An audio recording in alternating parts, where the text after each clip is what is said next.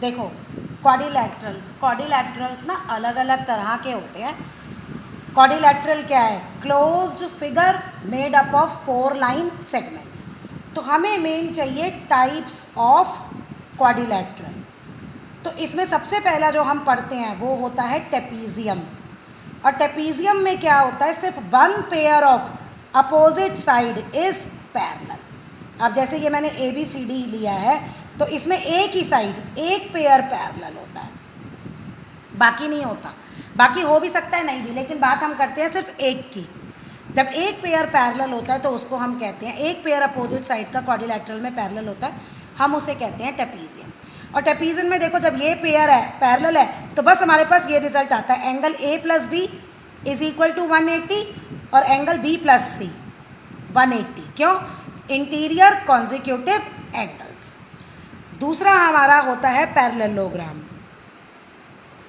अब पैरेललोग्राम का ये साइन है, ऐसे भी लिखते हैं शॉर्ट में पैरेललोग्राम। जब आप पैरेललोग्राम लिखते हैं तो पैरेललोग्राम में क्या प्रॉपर्टीज़ हैं ये जानना ज़रूरी है, क्योंकि ये बार बार हम प्रॉपर्टीज़ यूज़ करेंगे। देखो पैरेललोग्राम का वन है, अपोजिट साइड्स आर पैरेलल। जो ये सारी अपोजिट साइड्स होती है ना, ये पैरेलल होती हैं। A B parallel to C D and A D parallel to B C, ये साइड पैरेलल होती है। दूसरा, opposite sides are equal. Opposite sides equal भी होती हैं।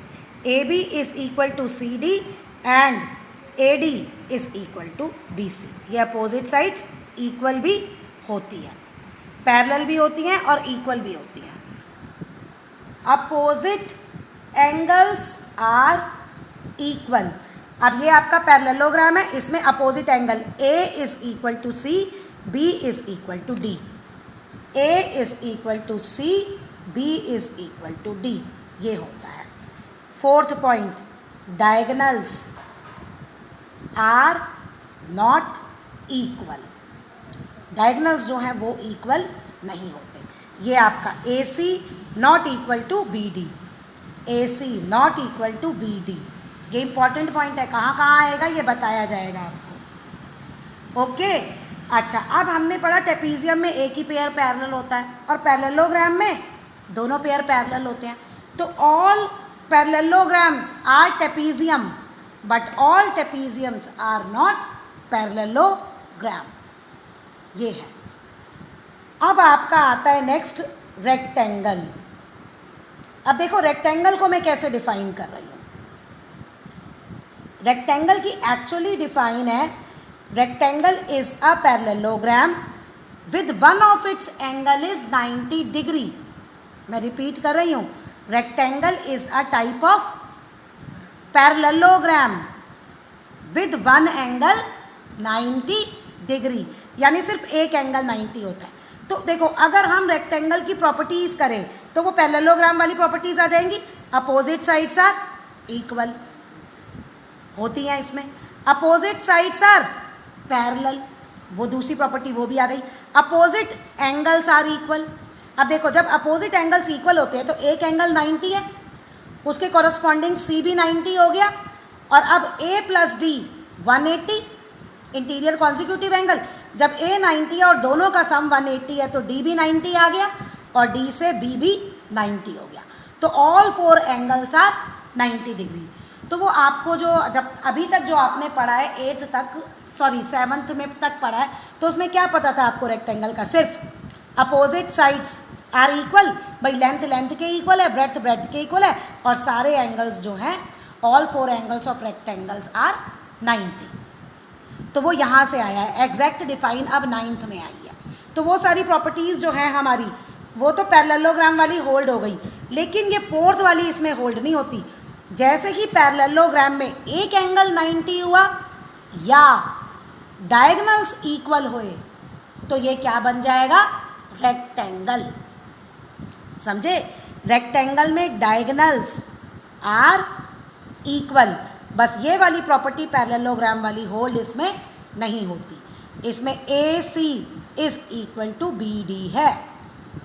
जैसे ही डायगोनल इक्वल होए तो आपका पैरेललोग्राम क्या बन जाएगा? रेक्टेंगल, और जैसे ही पैरेललोग्राम में एक एंगल 90 हुआ तो वो क्या बन जाएगा आपका रेक्टेंगल। और अगर ये डायगोनल्स इक्वल नहीं है तो वो पैरेललोग्राम ही रहेगा। का स्क्वायर, ठीक है। अभी तक स्क्वायर में क्या पढ़ा था, all four sides are equal and all four angles are 90, यही पढ़ा है ना। अब स्क्वायर की डिफाइन क्या है, स्क्वायर इज अ पैरेललोग्राम, फिर से वही आ गया, is a parallelogram with adjacent sides equal. अब उसमें आ गया विद एडजेसेंट साइड्स इक्वल, देखो कैसे। अब स्क्वायर पैरेललोग्राम है मीन्स अपोजिट साइड्स इक्वल है, अपोजिट साइड्स पैरेलल भी हैं। ओके देखो, अब इसमें A B is equal to C D है, लेकिन इसमें क्या है, एडजेसेंट साइड्स, तो ए बी बी सी के भी इक्वल है, तो ए बी सी डी के भी इक्वल है, ए बी बी सी के भी इक्वल है, और बी सी ए डी के इक्वल है, ए बी इसके इक्वल है, ए बी इसके इक्वल है, ये ए डी के इक्वल है। तो हो गई ऑल फोर साइड्स इक्वल, हो गई ऑल फोर साइड्स इक्वल, तो ये आपका आ गया स्क्वायर। अब स्क्वायर में देखो ऑल फोर साइड्स इक्वल है तो अपोजिट एंगल्स भी इक्वल हैं, तो सारे एंगल्स जो होते हैं वो उसमें आ जाता है 90, इसमें ये भी आएगा with adjacent sides equal and one of the angle is 90। एक आप ये डिफाइन लिख सकते हैं स्क्वायर की, और एक आप क्या लिख सकते हैं, square is a type of rectangle in which adjacent sides are equal, क्योंकि जैसे ही रेक्टेंगल की एडजेसेंट साइड्स इक्वल हो जाएंगी वो क्या बन जाएगा, स्क्वायर। और स्क्वायर में डायगोनल्स आर इक्वल। अब आपका है नेक्स्ट रोम्बस। अब रोम्बस क्या है, rhombus is a parallelogram with adjacent sides equal, ये डिफाइन है रोम्बस की। Rhombus is a parallelogram with adjacent sides equal. अब इसमें एक एंगल 90 नहीं होगा, all squares are rhombus but all rhombus are not square, क्योंकि रोम्बस में एक ये 90 वाला नहीं आ रहा।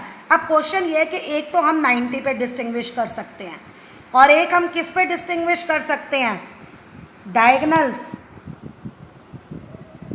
Are not equal in rhombus. Rhombus में डायगोनल्स जो हैं वो इक्वल नहीं होते, जरूरी नहीं है वो इक्वल हो।